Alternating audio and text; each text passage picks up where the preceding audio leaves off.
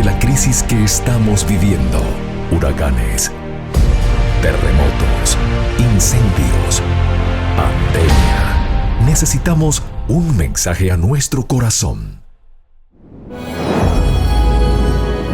Ministerio al pequeño rebaño. Reciban un saludo de parte de su amigo el pastor Miguel Tirado. Hoy vamos a dialogar acerca del capítulo 47 del libro El deseado de todas las gentes.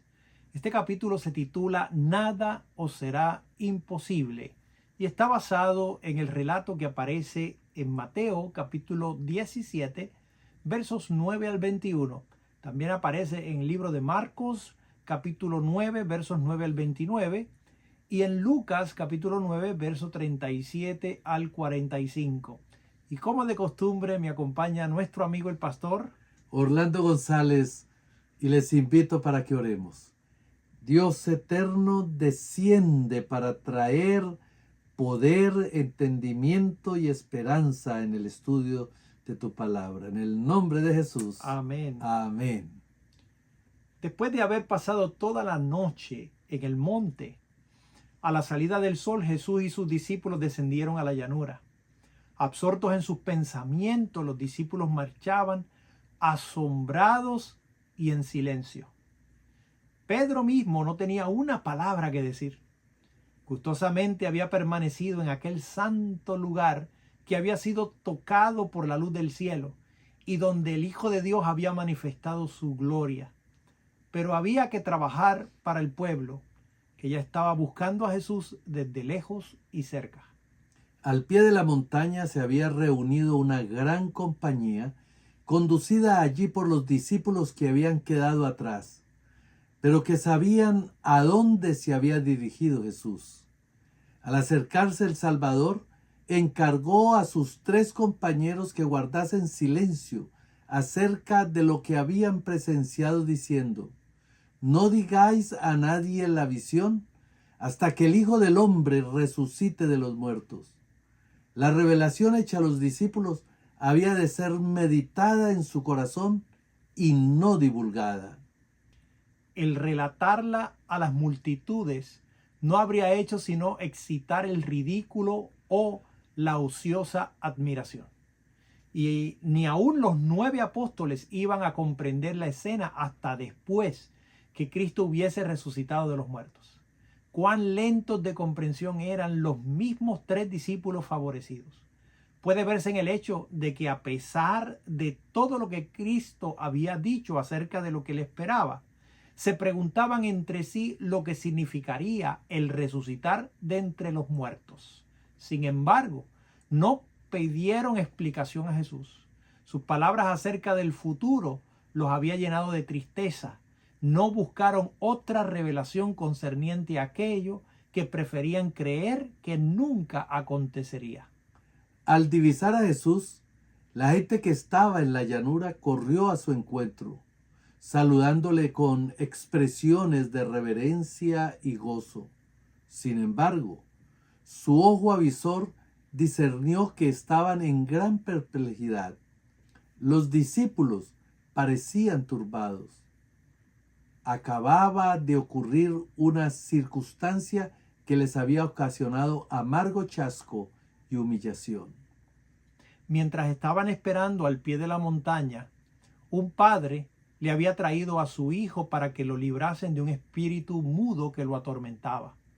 Cuando Jesús mandó a los 12 a predicar por Galilea, les había conferido autoridad sobre los espíritus inmundos para poder echarlos. Mientras conservaron firme su fe, los malos espíritus habían obedecido sus palabras.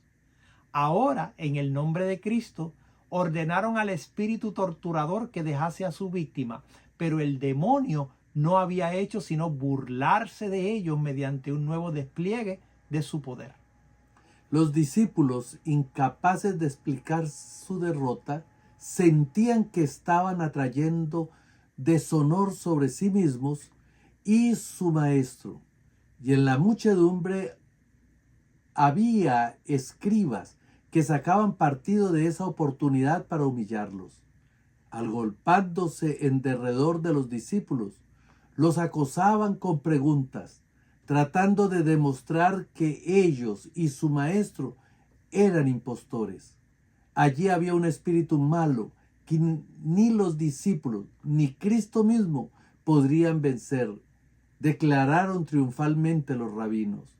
La gente se inclinaba a concordar con los escribas y dominaba a la muchedumbre un sentimiento de desprecio y burla. Pero de repente las acusaciones cesaron. Se vio a Jesús y los 3 discípulos que se acercaban, y con una rápida reversión de sentimientos, la gente se volvió para recibirlos. La noche de comunión con la gloria celestial había dejado su rastro sobre el Salvador y sus compañeros. En sus semblantes había una luz que infundía reverencia a quienes lo miraban. Los escribas se retiraron temerosos, mientras que la gente daba la bienvenida a Jesús. Como si hubiesen presenciado todo lo que había ocurrido, el Salvador vino a la escena del conflicto y, fijando su mirada en los escribas, preguntó: ¿qué disputáis con ellos? Pero las voces que antes habían sido tan atrevidas y desafiantes permanecieron ahora calladas. El silencio embargaba a todo el grupo. Entonces el padre afligido se abrió paso entre la muchedumbre y, cayendo a los pies de Jesús, expresó su angustia y desaliento. Maestro, dijo, traje a ti mi hijo, que tiene un espíritu mudo, el cual, donde quiera que lo toma, le despedaza. Y dije a tus discípulos que le echasen fuera, y no pudieron. Jesús miró en derredor suyo a la multitud despavorida, a los cavilosos escribas, a los perplejos discípulos. Vio incredulidad en todo corazón y con voz llena de tristeza exclamó: oh generación infiel, ¿hasta cuándo estaré con vosotros? ¿Hasta cuándo os tengo que sufrir? Luego ordenó al padre angustiado: trae a tu hijo acá. Fue traído el muchacho, y al posarse los ojos del Salvador sobre él, el espíritu malo lo arrojó al suelo en convulsiones de agonía. Se revolcaba y echaba espuma por la boca, hediendo el aire con clamores pavorosos. El príncipe de la vida y el príncipe de las potestades de las tinieblas había vuelto a encontrarse en el campo de batalla. Cristo, en cumplimiento de su misión, de pregonar a los cautivos libertad y poner en libertad a los quebrantados, Satanás tratando de retener a su víctima bajo su dominio, invisibles los ángeles de luz y las huestes de los malos ángeles se cernían cerca del lugar para contemplar el conflicto. Por un momento, Jesús permitió al mal espíritu que manifestase su poder, a fin de que los espectadores comprendiesen el libramiento que se iba a producir.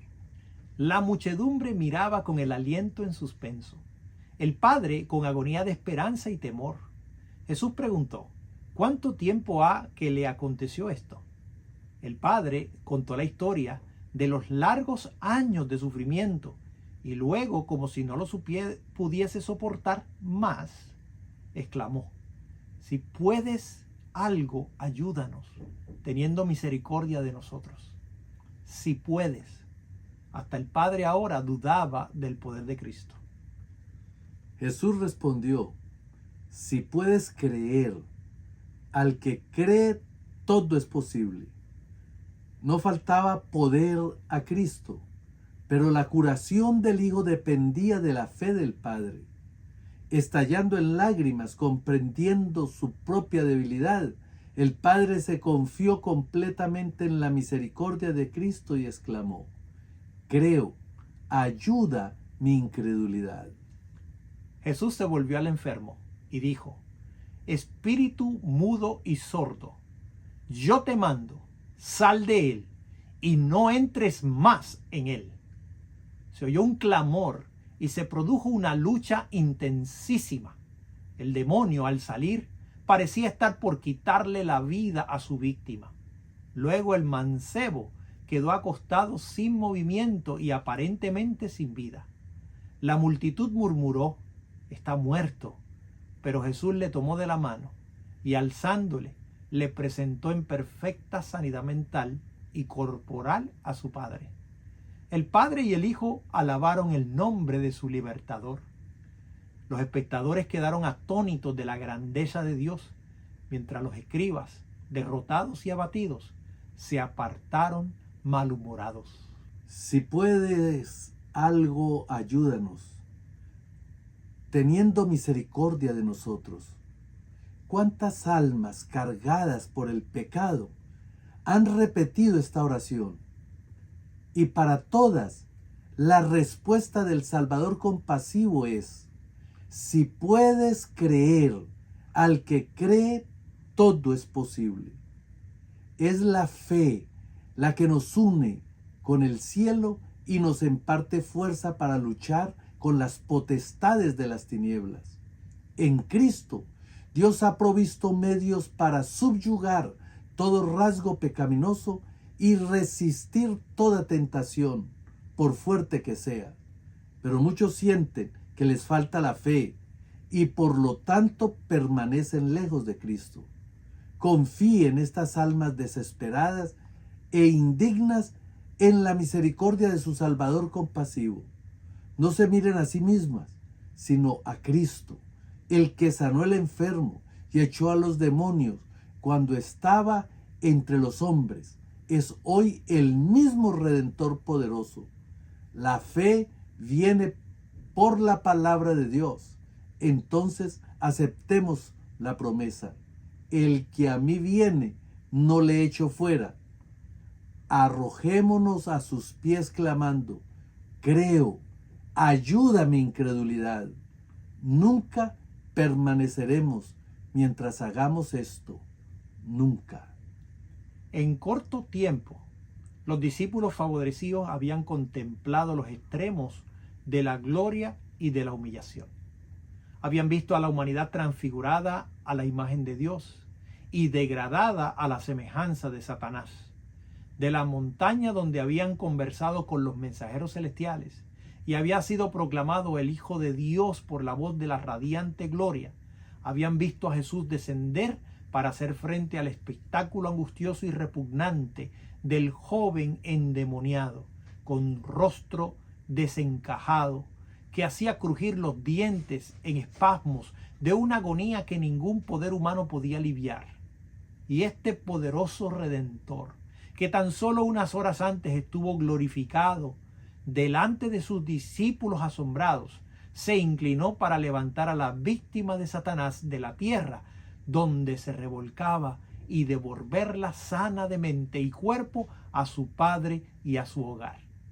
Esta era una lección objetiva de la redención. El ser divino procedente de la gloria del Padre se detenía para salvar a los perdidos. Representaba también la visión de los discípulos. La vida de los siervos de Cristo no ha de pasarse solo en la cumbre de la montaña con Jesús en horas de iluminación espiritual. Tienen trabajo que hacer en las llanuras. Las almas que Satanás ha esclavizado están esperando la palabra de fe y oración que las liberte. Los 9 discípulos estaban todavía pensando en su amargo fracaso. Y cuando Jesús estuvo otra vez solo con ellos, le preguntaron: ¿por qué nosotros no lo pudimos echar fuera? Jesús le contestó: por vuestra incredulidad. Porque de cierto os digo que si tuviereis fe como un grano de mostaza, diréis a este monte: pásate de aquí a allá, y se pasará. Y nada os será imposible. Mas este linaje no sale sino por oración y ayuno. Su incredulidad, que los privaba de sentir una simpatía más profunda hacia Cristo, y la negligencia con que habían considerado la obra sagrada a ellos confiada, les había hecho fracasar en el conflicto con las potestades de las tinieblas. Las palabras con que Cristo señalara su muerte les habían infundido tristeza y duda. Y la elección de los 3 discípulos para que acompañasen a Jesús en la montaña había excitado los celos de los otros 9. En vez de fortalecer su fe por la oración y la meditación en la palabra de Cristo, se habían estado espaciando en sus desalientos y agravios personales. En este estado de tinieblas, habían emprendido el conflicto con Satanás. A fin de tener éxito en un conflicto tal, debían encarar la obra con un espíritu diferente. Su fe debía ser fortalecida por la oración ferviente, el ayuno y la humillación del corazón. Debían despojarse del yo y ser henchidos del espíritu y del poder de Dios. La súplica ferviente y perseverante dirigida a Dios con una fe que induce a confiar plenamente en Él y a consagrarse sin reservas a su obra es la única que puede prevalecer para traer a los hombres la ayuda del Espíritu Santo en la batalla contra los principados y potestades, los gobernadores de las tinieblas de este mundo y las huestes espirituales de iniquidad en las regiones celestiales. Si tuvieres fe como un grano de mostaza, dijo Jesús, diréis a este monte, pásate de aquí allá, y se pasará. Aunque muy pequeña, la semilla de mostaza contiene el mismo principio vital misterioso que produce el crecimiento del árbol más imponente. Cuando la semilla de mostaza es echada en la tierra, el germen diminuto se apropia de cada elemento que Dios ha provisto para su nutrición y emprende prestamente su lozano desarrollo. Si tenemos una fe tal, nos posicionaremos de la palabra de Dios y de todos los agentes útiles que Él ha provisto. Así nuestra fe se fortalecerá y traerá en nuestra ayuda el poder del cielo. Los obstáculos que Satanás acumula sobre nuestra senda, aunque aparentemente tan insuperables como altísimas montañas, desaparecerán ante el mandato de la fe. Nada os será imposible. Mis queridos amigos, qué grande desafío el que Dios presenta delante de nosotros. Solo necesitamos dejar nuestra confianza en sus manos y en su poder. Entonces Él hará a través de nosotros lo imposible. Dejemos y confiemos que el poder de Dios dirija nuestra vida. Ven, juntos participemos de ese gran acontecimiento de transformación y de poder. Y usados por el Espíritu Santo, concluyamos la tarea que el Señor nos ha encomendado. Te invito a inclinar el rostro para orar. Amoroso Padre, cuán grandes son tus promesas. Cuánta responsabilidad colocas sobre nosotros al darnos la potestad sobre los demonios, sobre los principados y potestades de las tinieblas. Pero cuán débil nosotros nos preparamos para cumplir el propósito por el cual tú nos autorizas. Permite, oh Dios, que podamos asirnos de la espada de la fe y consumir tu palabra, estar llenos de tu palabra de tal manera que lo imposible sea manifiesto de acuerdo a tu gracia y misericordia, y que con tu poder muchos puedan ser liberados. En el nombre de Jesús. Amén. Comparte este mensaje con tus amigos, suscríbete a nuestro canal. Esto ha sido un mensaje al pequeño rebaño. Dios te bendiga. Bendiciones.